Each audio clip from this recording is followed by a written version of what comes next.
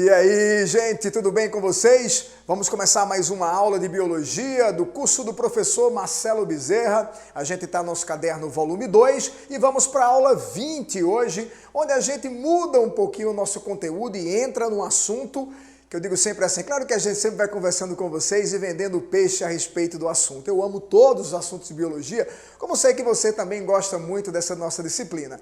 Mas existem aqueles, gente, que verdadeiramente são certos de vir, principalmente no Enem, que é o nosso principal foco. A gente começa hoje aqui com vocês com ecologia. Eu digo a vocês que ecologia representa das 15 questões, que teoricamente é o que a gente espera no Enem, e sempre vem assim, né? Alguns anos oscilaram, mas por via de regra a gente tem 15 de biologia, 15 de química, 15 de física. Então eu diria para vocês que em torno de 40% dessas 15 questões é de ecologia. Diretamente ou indiretamente traz princípios ecológicos. Por isso que a gente tem 2, 3 ou até mesmo 4 capítulos nesse caderno nosso, volume 2, voltado para a ecologia. Porque é preciso que a gente veja de A a Z para deixar você sempre preparado para as possíveis situações, problemas que vocês vão se deparar na prova do Enem lá no mês de janeiro do ano que vem. Pois bem, então a gente começa hoje com ecologia, vamos dar foco em ciências do ambiente, uma visão mais conceitual dessa ecologia. Claro que fazendo, como sempre aqui em nosso curso, que você não decore, que você aprenda. É importante o aprendizado, é importante que você entenda na contextualização os princípios ecológicos que a gente vai te apresentar agora aqui em Ciências do Ambiente. Perfeito? Agora me diz uma coisa, e o nosso canal, você já se inscreveu? Já? Que coisa boa, continua aí, tá? Se liga aí no sininho de notificação quando ele te avisar que nossa aula está pronta. E você, ainda não? Vai lá, gente, se inscreve aí no nosso canal, dá a sua sugestão, indique aí, faz comigo esse canal, que esse canal pertence a você. Porque, na verdade, você estuda com quem tem tempo para você.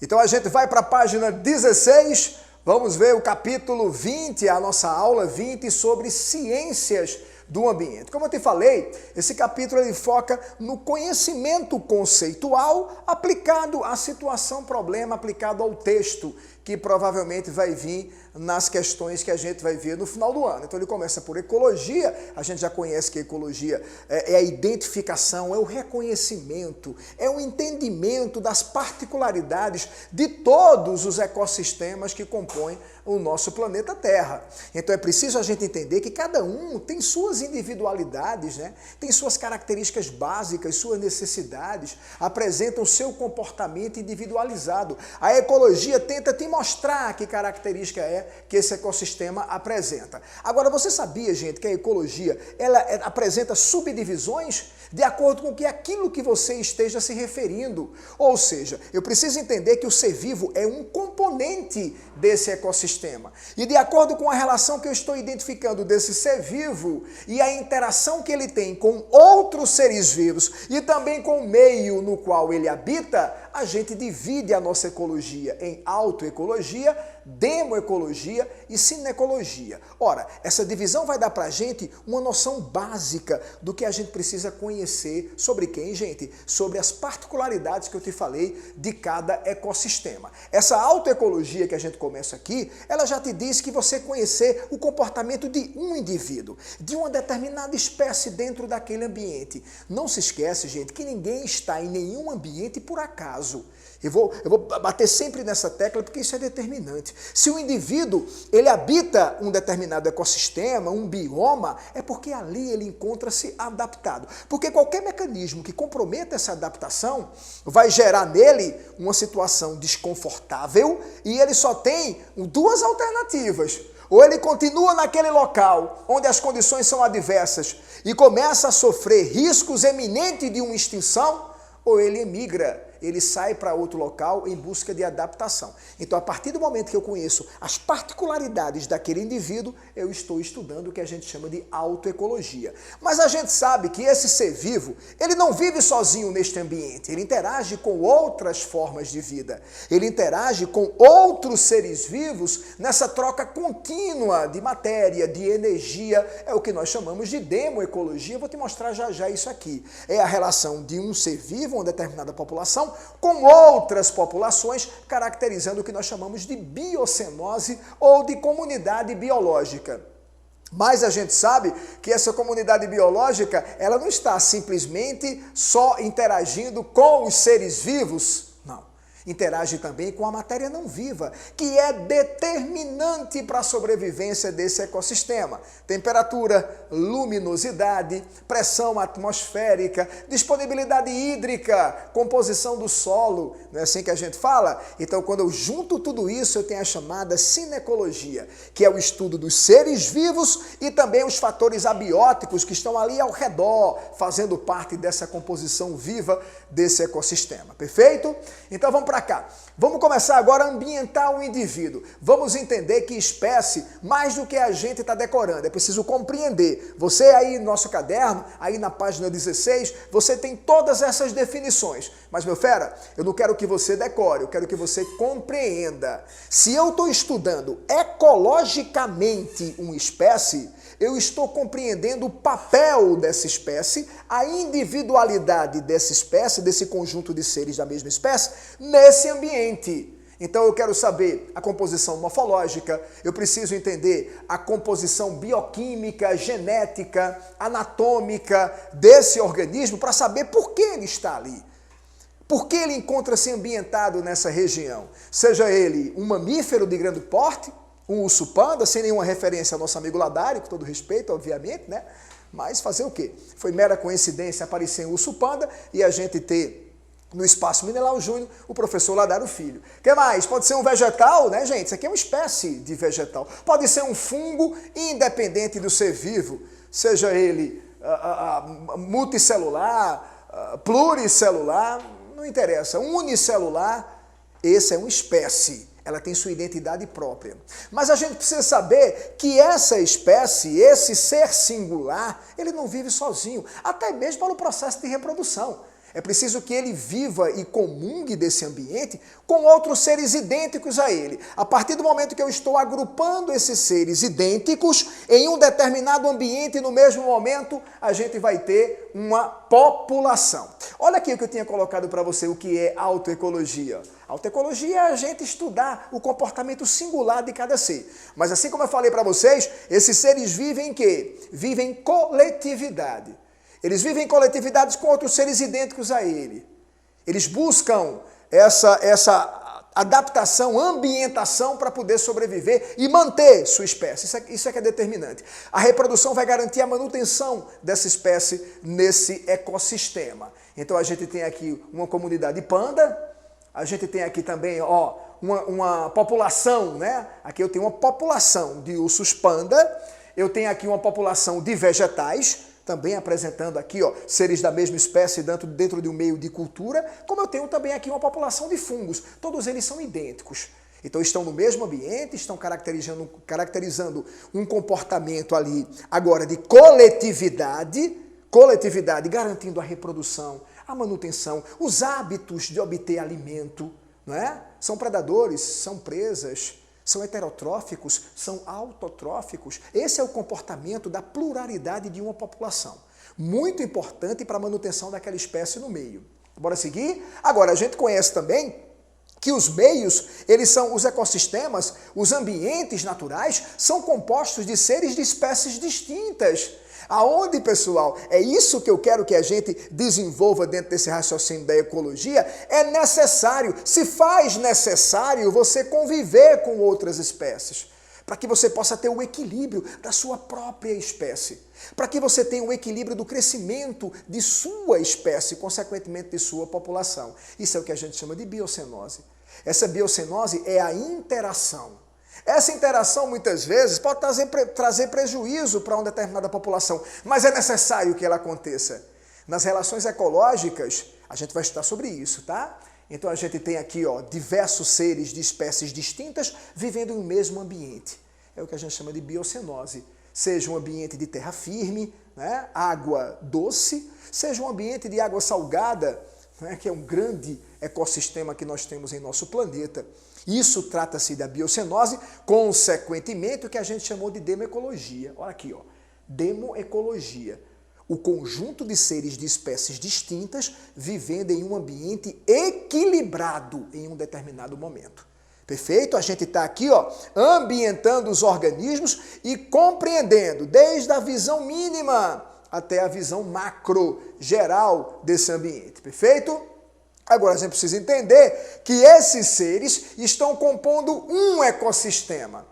São seres muito importantes de um determinado ecossistema, muitas vezes são eles que classificam aquele ecossistema. Eu sempre digo ao estudante assim, eu vou estudar o ecossistema de um bioma, determinado bioma mundial, uma savana, uma tundra, um deserto.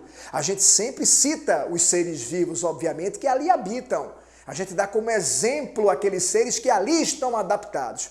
Mas a gente não pode esquecer que, além dos seres que estão ali adaptados, é preciso que a gente discorra também, é preciso que a gente também cite e exemplifique, pessoal, os fatores abióticos daquele ambiente. Os fatores que não têm vida, vamos colocar ele aqui, ó, eles não têm vida, obviamente, eu não estou estudando os seres vivos, mas eles são importantíssimos para a manutenção dos seres vivos ali. É assim que a gente compreende o que é ecossistema.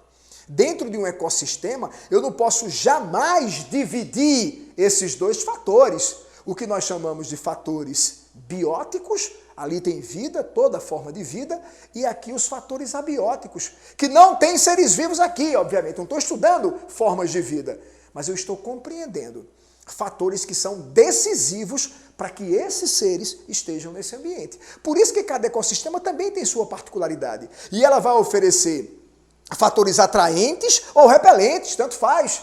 Não adianta você querer viver em um ambiente em que os fatores abióticos não correspondem às suas necessidades, seja de temperatura, de luminosidade. A gente não pode esquecer que isso são fatores limitantes, são fronteiras para a gente compreender um comportamento ecossistêmico. Disponibilidade hídrica, a temperatura, luminosidade, recursos naturais. Estes é que vão ser o cartão de visita desse ecossistema nessa interação biótico mais abiótico. É o que a gente chama de sinecologia. É esse conjunto que a gente estuda para podermos classificar os nossos tipos de ecossistemas. Perfeito? A gente está fazendo uma compreensão pamítica, uma compreensão completa, uma visão geral do que é a ecologia dentro desses contextos. Depois a gente tem as subdivisões e suas aplicabilidades. Vamos para cá? Vamos conhecer 3 termos, eu te convido a gente conhecer aqui, muito utilizados na prova. Habitat, nicho ecológico e ecótono. Estão lembrados deles? Muitas vezes o aluno diz assim, professor, é muito simples decorar o que é um habitat. É muito simples decorar o que é um nicho ecológico, mas nós sabemos que o vestibular não pede mais dessa maneira. Não vem mais o que é um habitat, o que é um nicho ecológico. Não, ele quer que você interprete. Aí mesmo em nosso caderno, meu filho, que está em suas mãos aí, e você acompanhando, eu coloquei questões contextualizadas para você dizer assim, isso é um habitat, isso é um nicho ecológico, a que ou a quem esse elaborador está se referindo? Eu não estou compreendendo, eu preciso entender para depois trazer isso aqui para a minha compreensão. Então, quando a gente fala de habitat, a gente está considerando, atentem bem, as condições climatológicas, topográficas, ambientais de um determinado ecossistema. Pois é ali que o ser vai encontrar-se adaptado e vai viver naturalmente. É essa região aonde a espécie dele, não de hoje, nunca esqueça que uma espécie não vai povoar, até mesmo as aves que são migratórias. Esse fenômeno migratório traz nessa espécie, gente, esse comportamento há anos de sua evolução, não é por acaso. Eu não estou colocando aqui uma situação emergencial, um bioma que está ocorrendo um incêndio criminal ou um incêndio natural e as espécies estão fugindo dali, pássaros, mamíferos, roedores. Não é outra situação. Eu estou colocando dentro de um fluxo de sobrevivência aves que são migratórias, que saem de uma cidade até a outra. Até essas aves, isso faz parte do habitat dela. Ela precisa sair para acasalar, para reproduzir, para se alimentar. Então o habitat representa o quê? A zona de segurança, o ambiente de segurança onde a espécie naturalmente sobrevive. Perfeito? Ô professor, e o que é o nicho ecológico dela? O nicho ecológico é o que ela representa para esse habitat. É o que ela faz dentro desse habitat. Não entendi, professor. Gente, cada ser vivo tem sua singularidade, como eu falei no começo dessa aula, a respeito de sua sobrevivência. Peraí, quanto ao modo de obtenção de alimento, ele é o quê? Ele é autotrófico ou heterotrófico? Isso é o nicho ecológico. Ele sendo um autotrófico, ele é quimiosintetizante ou fotossintetizante? Isso é o nicho ecológico. Ah, não, ele é heterotrófico, ótimo. Ele é heterotrófico por absorção? Ele é heterotrófico por ingestão? Se for por ingestão, ele é o quê? Ele é um predador? Ele é devorado? Ele é uma presa? Então, tudo isso representa o que esse ser vivo faz dentro do seu habitat. Fundamental para o equilíbrio. A função de cada um acaba reverberando nos demais, para que se possa ter um ambiente em equilíbrio. Por isso que é importante a gente conhecer para cada espécie o seu habitat, a sua descrição e principalmente o nicho ecológico. Aí ele coloca aqui nessa representação, ó, é o endereço, é o local onde a espécie é encontrada, aquele é o habitat dela, que é o que ela faz, ó, a profissão, entre aspas, obviamente, o que ela utiliza, o papel ecológico dela dentro desse ecossistema, o que ela desempenha nesse ecossistema, dentro desse ciclo de equilíbrio. Perfeito? E o terceiro termo que a gente colocou para você é o ecótono. É um termo mais recente, gente. Ecótono é simples demais para a gente poder entender. Agora, é complicado um pouquinho para você determinar. Um ambientalista, um ecologista, quando ele vai fazer um estudo de ambiente, ele conhecer que ali é uma zona de ecótono. Para você ter ideia, uma coisa curiosa, nós que estamos aqui, vamos imaginar, a internet está em tudo que é canto do mundo. Você pode estar assistindo minha aula aqui do outro lado do planeta. Mas eu estou falando do Nascedouro, nosso curso de biologia do professor Marcelo Bezerra é de Caruaru, cidade do agreste pernambucano, no qual eu estou gravando essa aula, eu gravei essa aula, estou aqui para te demonstrando aqui o nosso trabalho, para que você possa acompanhar. Então entenda uma coisa, o agreste de Pernambuco é uma zona de ecótono. Porque na verdade você tem como bioma característico, ou biomas característicos, no estado de Pernambuco, você tem o mangue, que a gente vai ver já já, que é litorâneo, que é zona de transição de talassociclo, que é água salgada, com epinociclo, que é terra firme.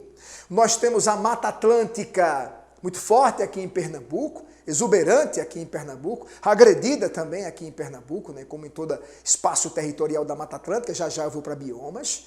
Então, o Pernambuco tem Mata Atlântica, zona da mata, como a gente fala, né? Eu digo sempre ao estudante, zona da Mata Norte, zona da Mata Sul, né? Olha, São Lourenço da Mata, é Mata Atlântica. Nazaré da Mata, essa é a Mata Atlântica. Perfeito? E temos Caatinga, que vai pegar o nosso sertão pernambucano, só que o agreste é um ecótono. O agreste representa transição entre Mata Atlântica e entre Caatinga. Zona de interseção, como essa imagem aqui que você tem em nosso caderno, nos demonstra, eu tenho um ecossistema 1, isso aqui eu posso chamar de, vamos colocar o exemplo nosso aqui, Mata Atlântica, floresta tropical, né, como era chamado também. E aqui eu tenho o quê? Caatinga. Então essa interseção aqui, que eu chamo de ecótono, é o quê? É o agreste. Porque no agreste a gente identifica o quê? Vegetação, que é a flora, identificamos fauna de Mata Atlântica, mas também identificamos flora e fauna e também fatores climáticos da Caatinga. Perfeito? Então é uma zona de transição. Aqui, ó, nessa interseção, se fosse uma aula sobre conjuntos, né, na matemática, eu diria a vocês que aqui não tem características de recursos próprios. Isso aqui representa uma zona de transição entre dois ecossistemas distintos. É o que nós chamamos de ecótono. Perfeito? Então, se deparou com uma questãozinha na prova e que o texto traga isso, não tem característica própria, apresenta recursos naturais de tal ecossistema, de tal bioma, apresenta animais, plantas, algas pertencentes a determinados biomas. Isso é uma zona de transição. Perfeito? Vamos lá falar de biosfera agora? Vamos agora entender o seguinte, vamos ambientar os ecossistemas. Vamos conhecer esses ecossistemas, dentro de toda essa visão de distribuição que nós temos no planeta Terra. A gente vai estudar agora a biosfera, o componente abiótico que aloja os bióticos em nosso planeta. Essa biosfera, esse estudo da biosfera é dividido nos biociclos, que são conjuntos de ecossistemas. Esses biociclos, nós vamos classificá-lo de acordo com sua natureza, aonde ele se encontra, aonde ele se desenvolve, em 3 biociclos. O maior de todos, talassociclo, que é o conjunto dos ecossistemas de água salgada. Está aí o tamanho desproporcional, né, quando eu comparo com os outros biociclos, viu, gente, que nós temos aqui na superfície da Terra de água salgada. Teremos também o quê? O chamado liminociclo, que é bem menor, mas relevante e importante, que é o conjunto dos ecossistemas de água doce, água dulcicolar. Perfeito? E o terceiro, que é o epinociclo, que é formado pelo conjunto dos ecossistemas de terra firme. Então isso compõe a chamada biosfera, ou seja, a região do planeta onde tem fatores abióticos e fatores bióticos interagindo. Vamos lá, vamos conhecer? Talassociclo. O talassociclo ele vai ser delimitado por quem, gente? Pelos oceanos. E esses oceanos são classificados porque eles estão aqui, ó, entre as faixas continentais, entre os países, entre os continentes, né? Destacamos o Oceano Pacífico, Atlântico, Pacífico Norte, Pacífico Sul, Atlântico Norte, Atlântico Sul, o Oceano Índico, essa região aqui, ó. Então esses são os oceanos, os mares também, os mares são constituídos em zonas de arrebentação, né? Então você tem a formação assim do cume de um continente, e aí de repente essa água vem pelos movimentos da marés e ela arrebenta. Olha o que eu falei quase agora, movimento das marés, onde é que a gente vai identificar os mares, né? Eles é que vão banhar os continentes, eles que vão entrar em contato com a faixa continental. Os oceanos, você tem água salgada aberta, e aí quando ele arrebenta na plataforma continental, você se depara com os mares que compõem aí todo o talassociclo, conjunto dos ecossistemas de água salgada. Altamente estável, até pelo tamanho, né, gente? Altamente estável. Apresenta uma excelente biodiversidade, principalmente alojando uma grande quantidade de população. Olha aí, ó, olha os conceitos de espécies marinhas. Então você tem populações gigantescas, cardumes incalculáveis dentro desse ambiente. Porque o ambiente é grande, então vai alojar, obviamente, e o que a gente vai conhecer aqui também dentro do talassociclo, você vai ver que a fatia presente de seres vivos é muito pouca. O que se conhece ainda sobre o talassociclo é muito pouco. A gente viu que a NASA, lá em 2013, disse que ia redirecionar suas pesquisas, mesmo sendo uma agência espacial, mas ia destinar agora a um conhecimento maior dos oceanos. O oceano, ele fascina, gente, os oceanos, né? O talassociclo é fascinante, porque pouco se conhece, pouco se explora.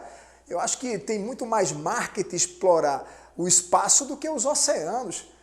Mas muitas vezes a gente conhece bem mais do espaço do que dos nossos oceanos. Por isso que a NASA disse aí, eu achei bacana pra caramba, redirecionando também suas pesquisas para pesquisas em ambiente marinho. Perfeito?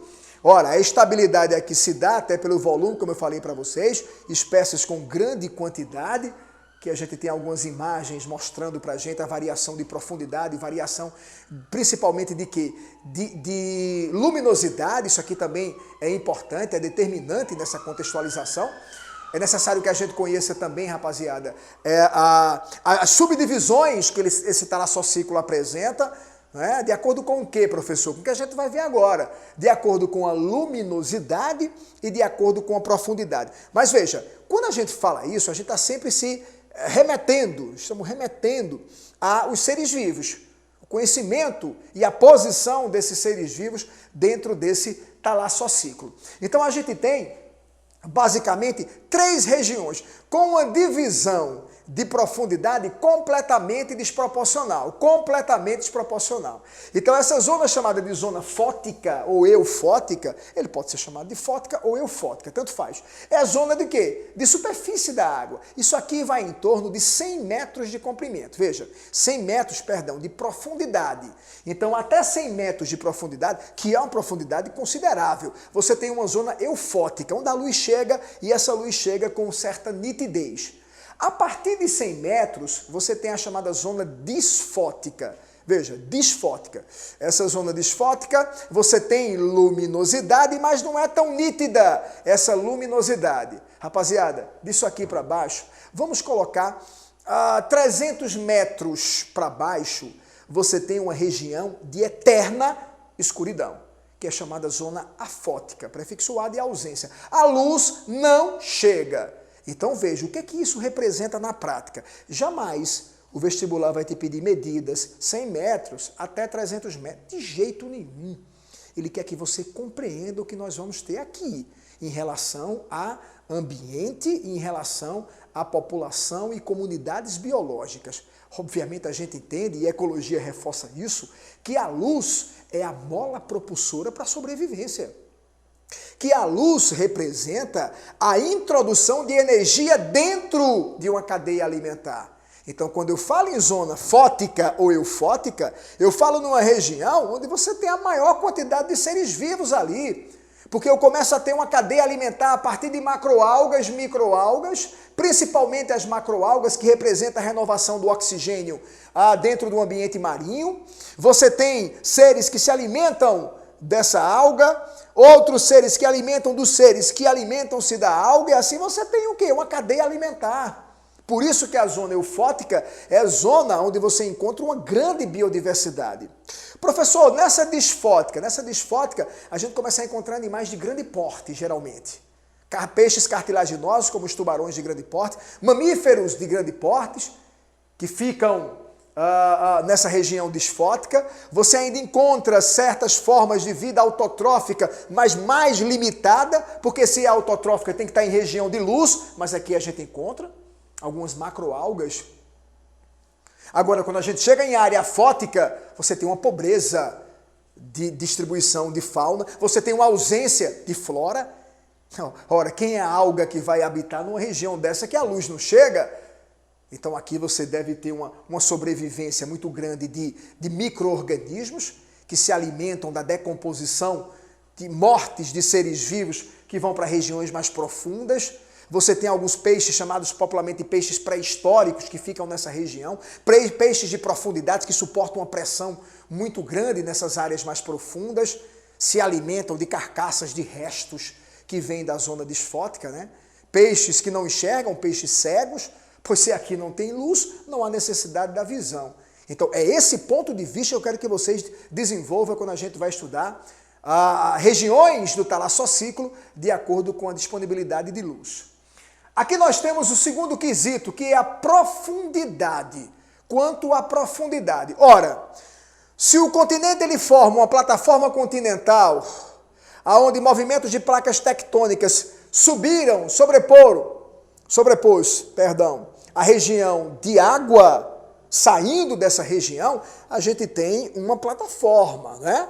E aí eu vou tendo profundidade, até a gente chegar na área mais profunda, que são fendas que a gente encontra, né? Aberturas de fendas oceânicas aqui embaixo, ó, em região hadal. Até então não se tem nem registro de imagem dessa região. Isso aqui pode representar até 11 quilômetros de profundidade. Pasmem. Gente, 11 quilômetros significa 11 mil metros o indivíduo mar adentro, né? Para chegar numa região como essa, a gente teria que imaginar o núcleo da Terra, o centro da Terra, né? Um pouquinho mais afastado dos continentes, da plataforma continental.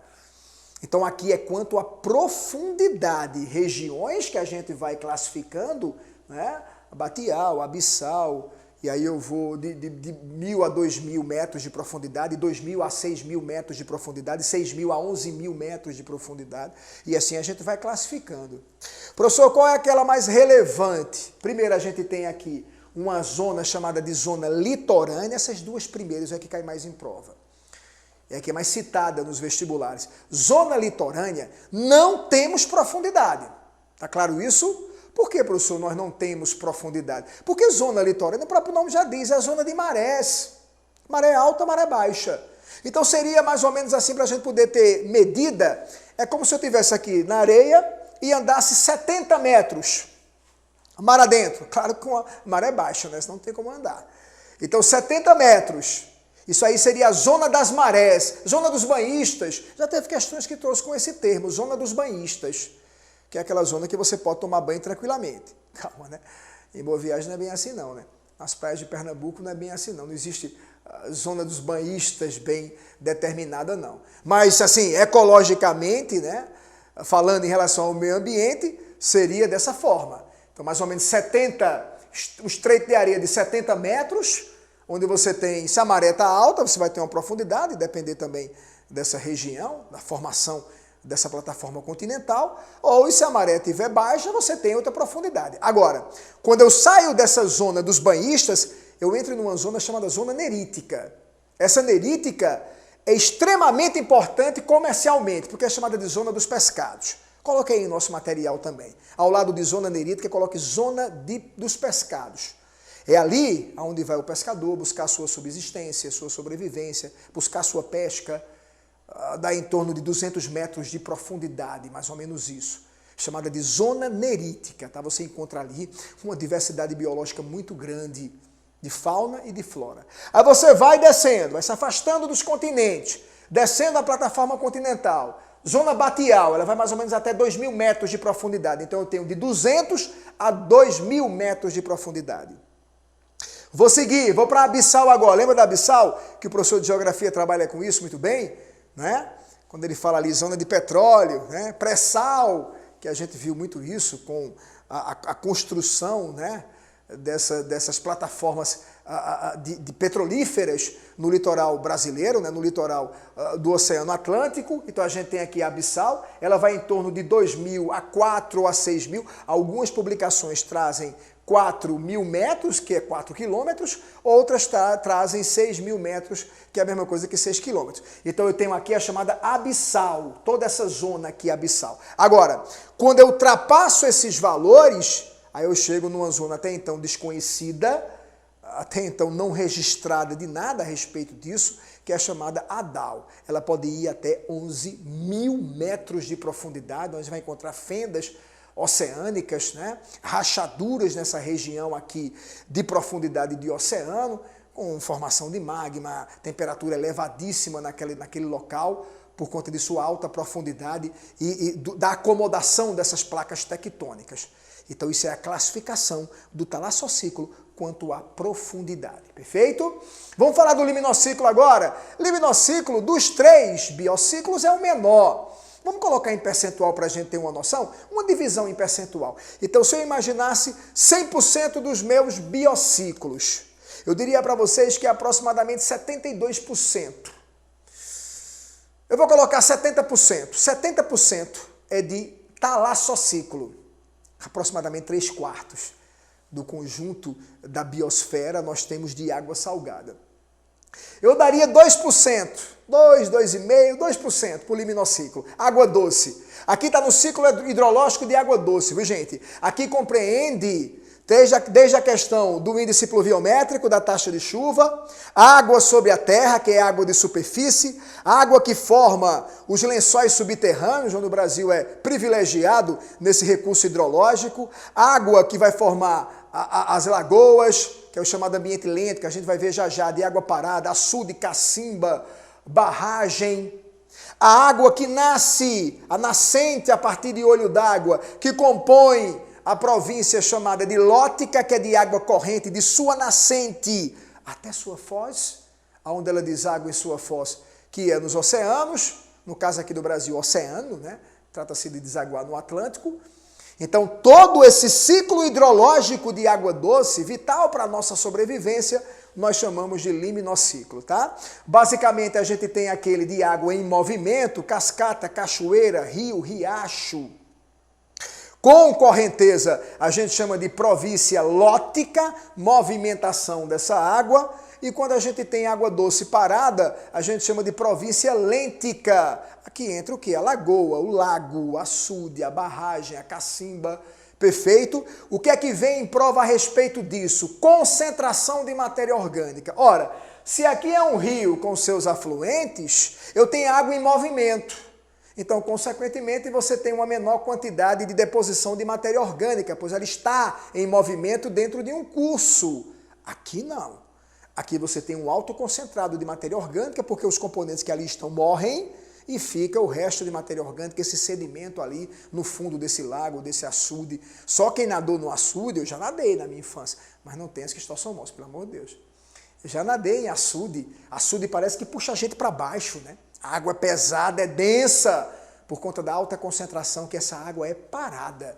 É o que a gente chama de província ou ambiente lêntico. Esse é o chamado liminociclo, em torno de 2%.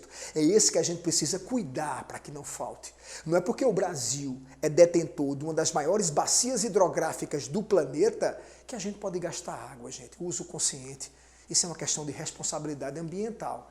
Isso aqui é um bem não renovável.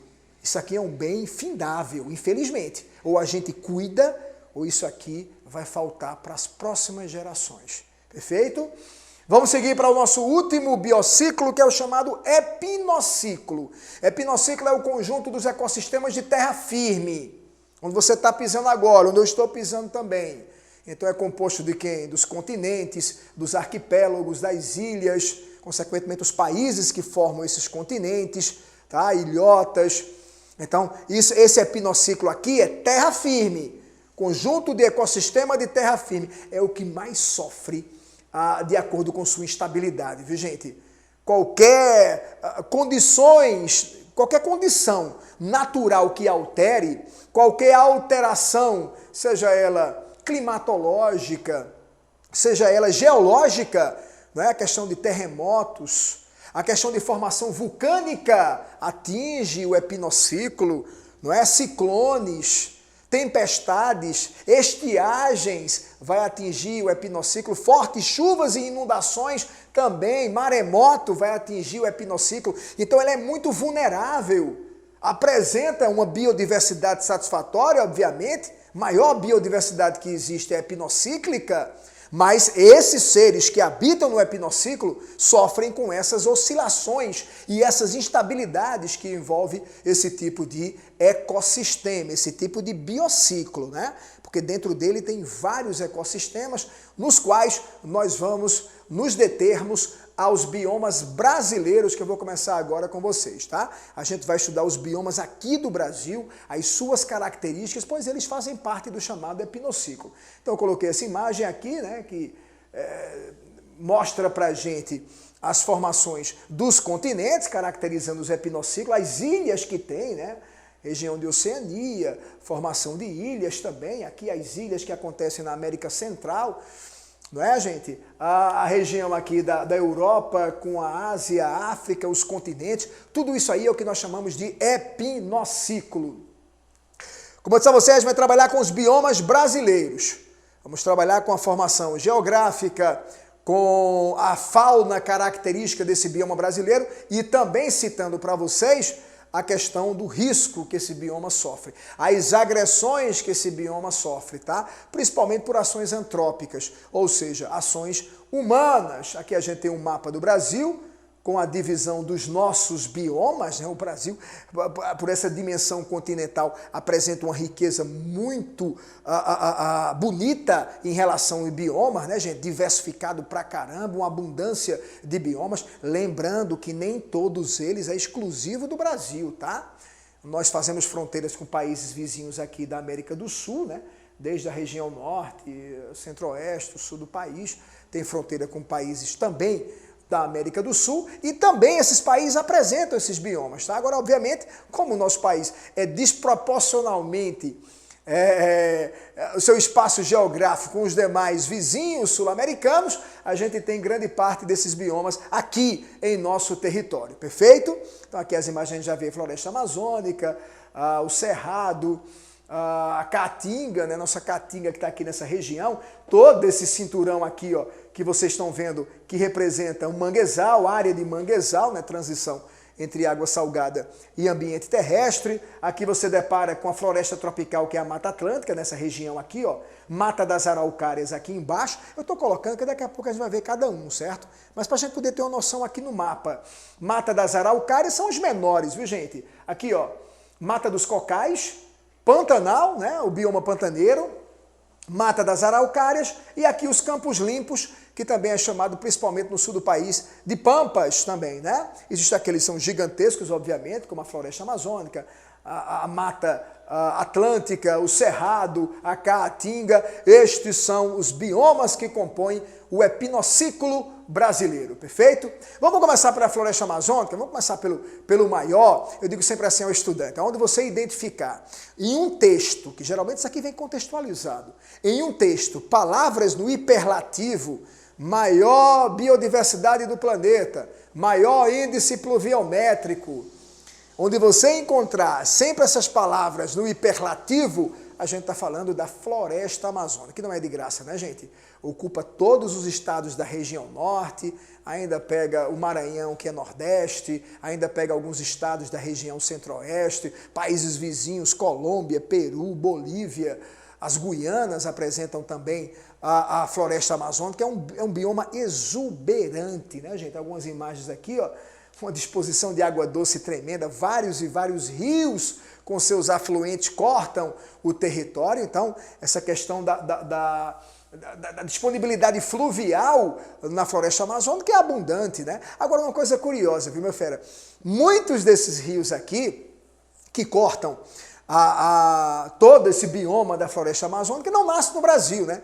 É bom deixar bem claro isso, né? O Velho Chico, que passa aqui pelo Nordeste, que passa em Pernambuco também, o Velho Chico, ele é brasileiro, desde sua nascente lá em Minas Gerais até sua foz ali entre os estados de Sergipe e Alagoas.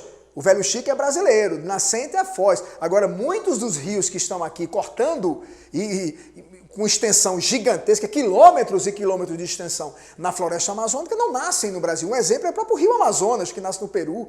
Ele não nasce no Brasil. Então você tem o Rio Solimões, o Rio Negro, cortam esse território, mas não tem como nascente aqui o território local, o território brasileiro. Perfeito? Outra imagem aqui, uma floresta densa, fechada, né, gente?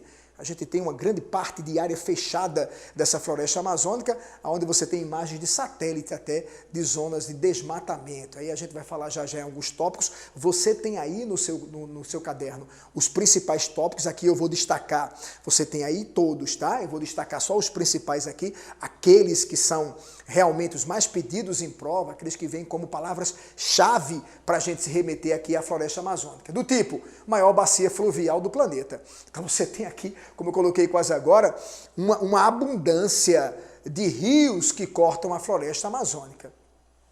Maior aquífero do planeta. Veja, o que é aquífero? Lençol subterrâneo.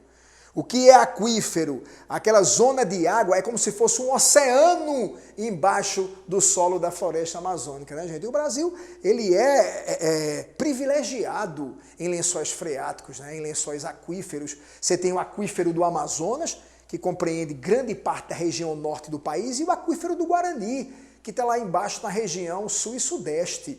Dois lençóis subterrâneos gigantescos aqui, certo? Que nós temos no território brasileiro. O que mais? Ameaçado pelo desmatamento, esse é um dos grandes vilões, né? A exploração dessa área de maneira agressiva.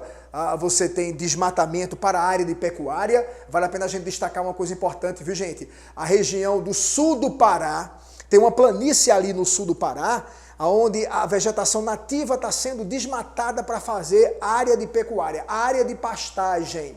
Isso é um ponto interessante, né? Tivemos recentemente aqui no começo do ano essa celeuma envolvendo os incêndios que acontecem, né? Incêndios criminosos que acontecem na floresta amazônica, onde o ministro Ricardo Salles se posicionou até de maneira incoerente culpando realmente quem não tinha nada a ver com esses incêndios, onde é preciso fiscalizar de maneira ostensiva para que a floresta amazônica não vá sendo destruída no ritmo acelerado, né? A ação humana vem destruindo de maneira avassaladora esse bioma tão rico, gente. Quando você vai para os animais, você tem uma diversidade de fauna monstruosa, répteis, mamíferos, né? Você tem artrópodas nessa região. Você tem a vegetação também, a gente não pode esquecer a flora, diversas espécies de angiospermas, uma riqueza em angiospermas de grande porte que deixa essa floresta, densa, fechada. O nome floresta amazônica é porque ela tem 3 tipos de mata. Veja que coisa curiosa. Eu chamo de floresta o bioma que apresenta variações em suas matas. A gente tem aqui mata de igapó, mata de várzea e mata de terra firme. Essa mata de igapó é aquela mata alagada, que está completamente, permanentemente coberta por água. Você tem várzea, essa mata de várzea, em determinados períodos do ano, ela está coberta por água, outra está em estiagem, solo firme. E você tem a mata de terra firme. Então é uma floresta exuberante, gente. Vamos seguir. Então, seguindo aqui, a gente vem para a Mata Atlântica, segundo bioma que a gente vai estudar, certo? Um bioma também grande, distribuído num cinturão que vem desde a região norte, não pegando nitidamente a região norte, mas assim, os estados ali do Maranhão, Rio Grande do Norte, vem descendo por esse estreito, mageando o litoral brasileiro, né, gente? Apresenta também uma mata exuberante, fechada, uma mata bastante diversificada, gente, riqueza demais em animais que estão em risco de extinção. Parece paradoxal, né? É porque esses animais, gente, eles se ambientaram, se adaptaram à Mata Atlântica, mas são fortemente perseguidos. É um dos grandes problemas que esse bioma sofre, que é a chamada biopirataria. Fique ligado nisso. O que é biopirataria, professor? É o tráfego mesmo, gente. Traficar plantas, animais nativos, geralmente aves dessa região. Acontece isso muito com a com a Mata Atlântica, que é vítima dessa questão da chamada biopirataria. É um tráfego mesmo, certo, gente?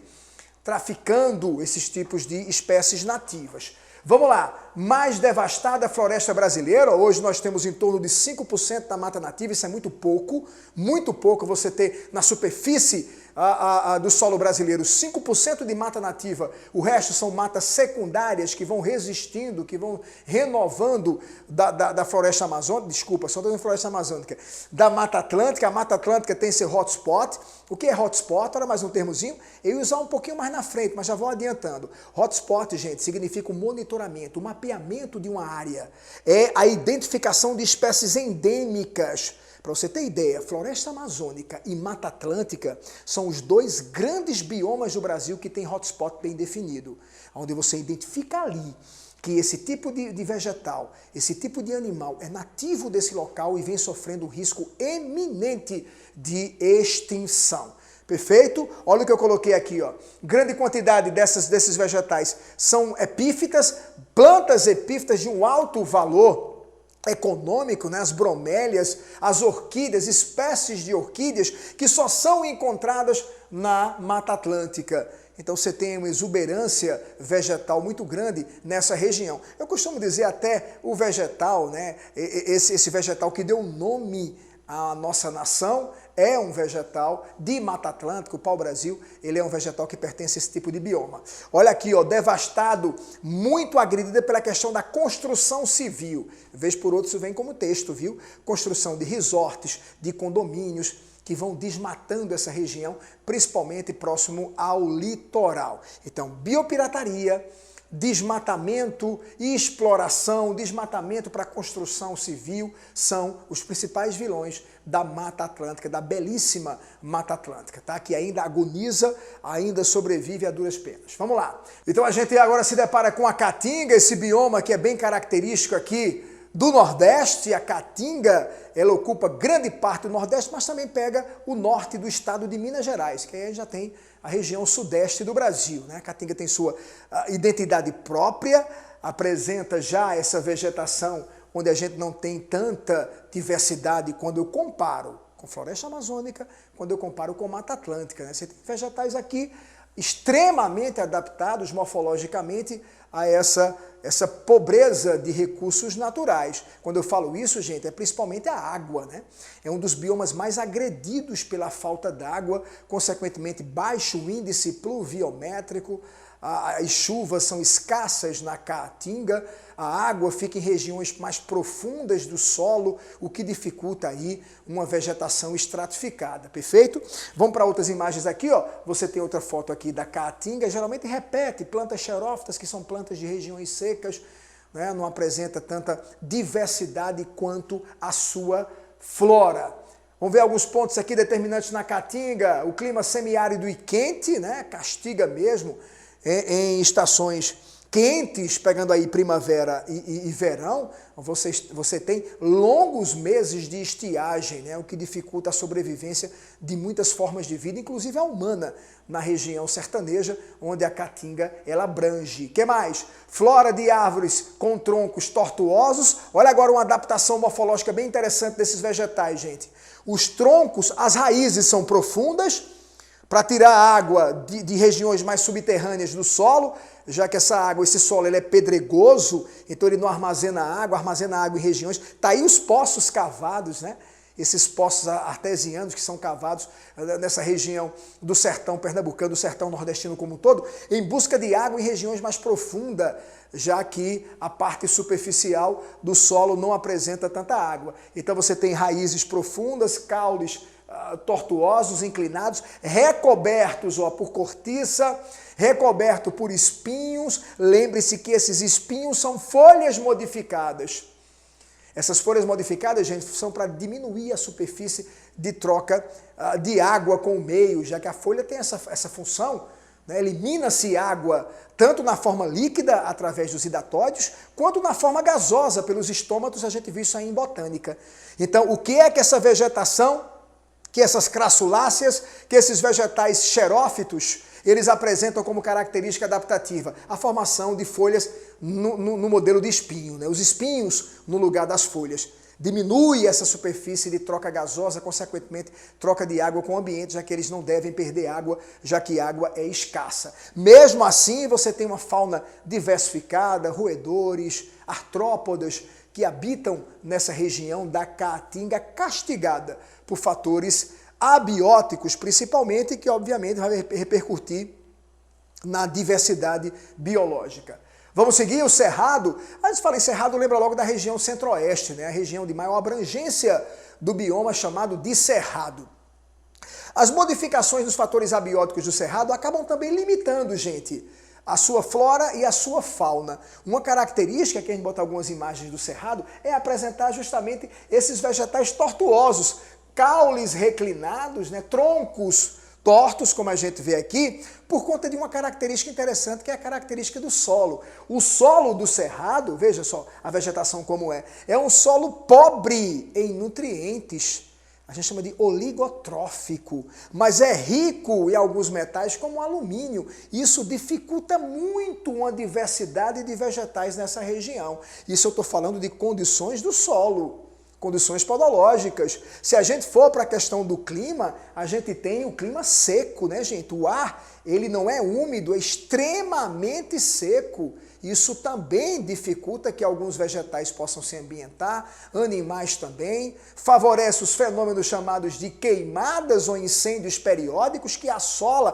Por isso que você tem esse caule aqui com um tecido suberoso espesso, para suportar, gente, o calor gerado pelos incêndios, pelas queimadas, e muitas delas naturais. E aí acontece uma coisa curiosa no Cerrado, que é justamente raios relâmpagos, que quando bate no solo desse tipo de bioma, pelo ar ser seco, consequentemente, isso aí vai favorecer a combustão e a sequência desses incêndios e dessas queimadas que são naturais. Eu não estou falando que aqui acontece incêndio proposital, não.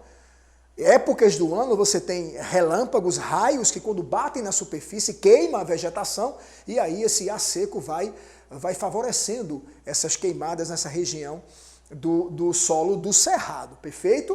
O que a gente tinha colocado para você, ó, solo rico em alumínio, né, e pobre em nutrientes, por isso que muitas raízes da vegetação, por exemplo, no Cerrado são raízes profundas, justamente para evitar esse acúmulo de alumínio que é tóxico para os vegetais. Mata dos Cocais. Aqui a gente tem já um bioma menor, um bioma pequenininho, fica ali entre a região do Maranhão, do estado do Maranhão, Rio Grande do Norte, do Ceará, chamada Mata dos Cocais. Então é um bioma que até então era classificado como uma área de ecótone, viu gente? Entre a floresta amazônica e a Mata Atlântica. Mas por apresentar características e identidades próprias, recentemente ele foi promovido a um bioma isolado. O que caracteriza? Olha as imagens aqui, gente.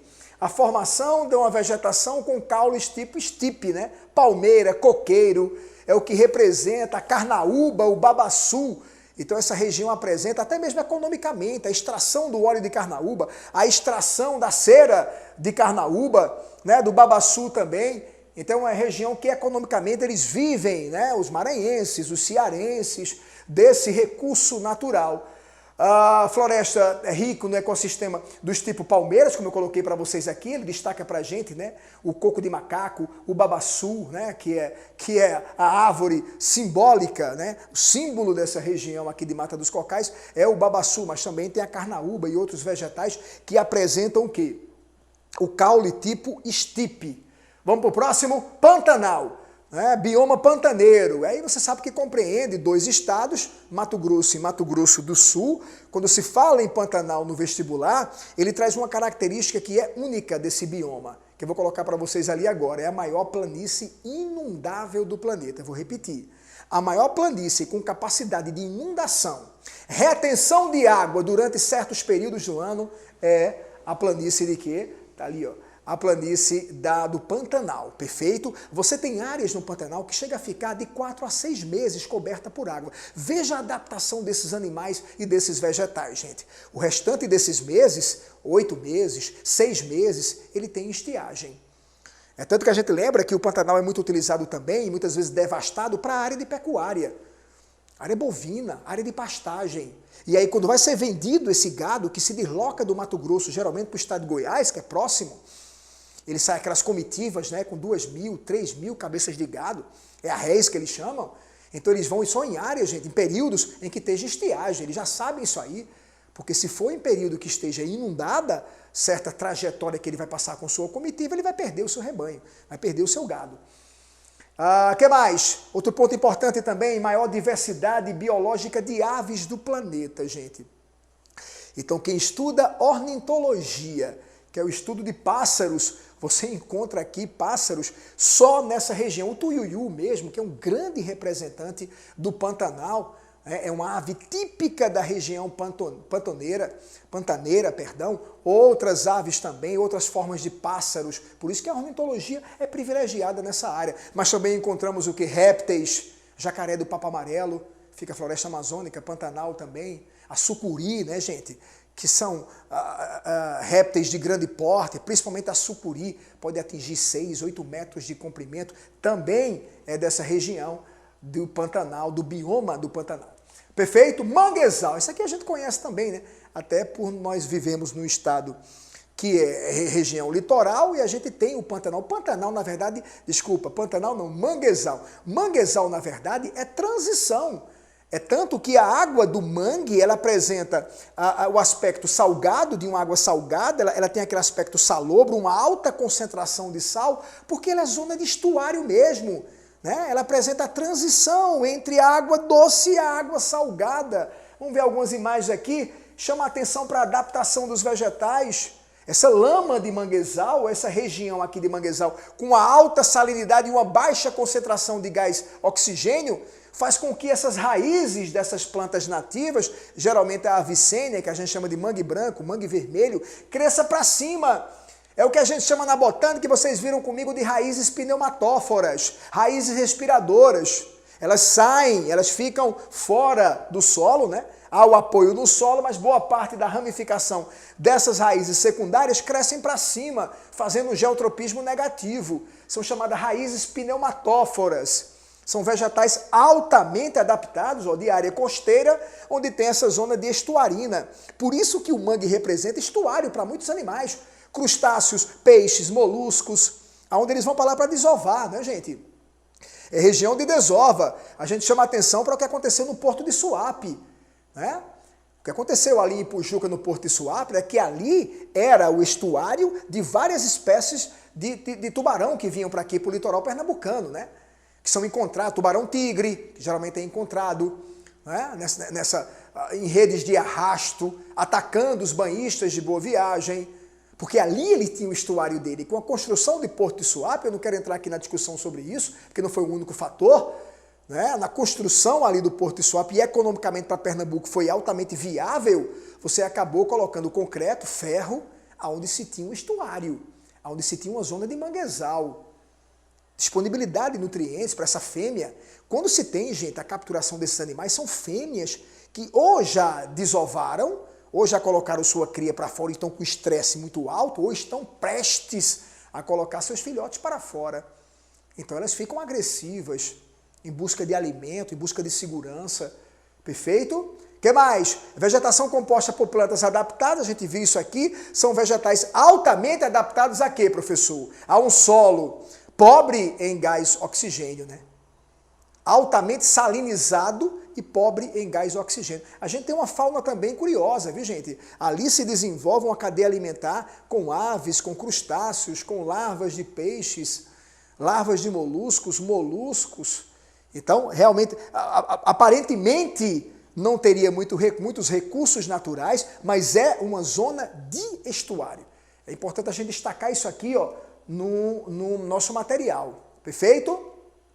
Mata das Araucárias, a gente está já terminando com os nossos biomas. Mata das Araucárias também é localizado. Você vai encontrar ele ali entre o sudeste e o sul do país. Então, sul do estado de São Paulo, norte do estado do Paraná, são dois estados privilegiados. Quando vem em biologia, numa questão de Enem, que a gente pode trabalhar com mais de uma competência, consequentemente mais uma habilidade, a gente pode trazer aqui as gimnospermas. Quando a gente olha para as mata das araucárias, a gente lembra logo das gimnospermas. São vegetais que povoam, são vegetais que habitam nesse tipo de bioma, né, gente? Vegetais de grande porte, a angustifólia que a gente destaca aqui, o pinheiro do Paraná, tá aí o termo dado a ele, né?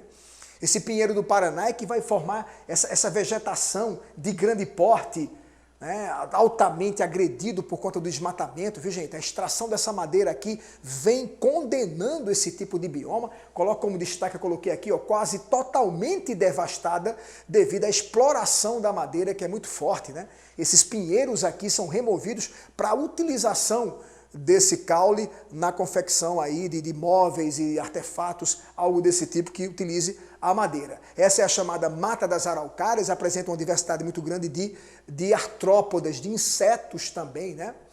Até mesmo insetos que causam doença. Eu destaco aqui o flebótomo, né, que causa a leishmaniose, é um inseto, é um hematófago dessa região. Vamos para os campos limpos agora, vamos falar sobre eles. Campos limpos ou pampas, como diriam os gaúchos, né? Isso aqui compreende, gente, não só o sul do país, né, principalmente o estado do Rio Grande do Sul, que é o último geograficamente, mas também países vizinhos, Argentina, Uruguai, também apresentam esse tipo. Olha porque o nome Campos Limpos. Dá uma olhadinha nessa vegetação aqui, gente. Ó, você quase não vê vegetais de grande porte, né, árvores. Né, você tem aqui geralmente gramíneas. Por isso o termo campos limpos. Isso aqui é perfeito para a criação de rebanho bovino, de búfalos. Muitos búfalos são criados aqui nessas áreas de campos limpos. Então você tem uma área de pastagem privilegiada, uma planície, a chamada planície uruguaia, privilegiada em campos limpos, tá? Então não tem uma diversidade muito grande de extração vegetal, né? Uma mata fechada a gente não encontra aqui. Outra coisa muito bem adaptada, tanto os animais quanto os vegetais, é a questão do clima, né, gente? O sul do país já tem esse clima mais frio, a temperatura baixa, então tem períodos aqui em que os vegetais convivem com geadas e aqui você tem cobertura de gelo, né?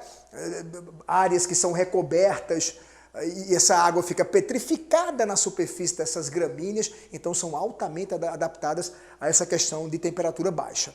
Vamos colocar alguns pontos aqui, ó, estende-se pela região do sul até Argentina e Uruguai, a gente já falou. Vegetação basicamente o que? Composta por vegetais de pequeno porte, onde a gente destaca quem? Destaca as gramíneas. Perfeito, meus feras. A gente fez uma viagem nessa nossa aula de ciências do ambiente, nos biomas, apresentamos alguns pontos importantes para vocês quanto aos conceitos ecológicos e estamos apenas iniciando com ecologia. Ainda tem mais alguns capítulos sobre esse assunto tão relevante no Enem. Tá beleza? Siga firme e forte, faça os exercícios, participe das monitorias, fique sempre ligado em nosso canal, porque só aqui você tem um curso onde todos nós temos tempo para você. Um abraço e até a próxima semana.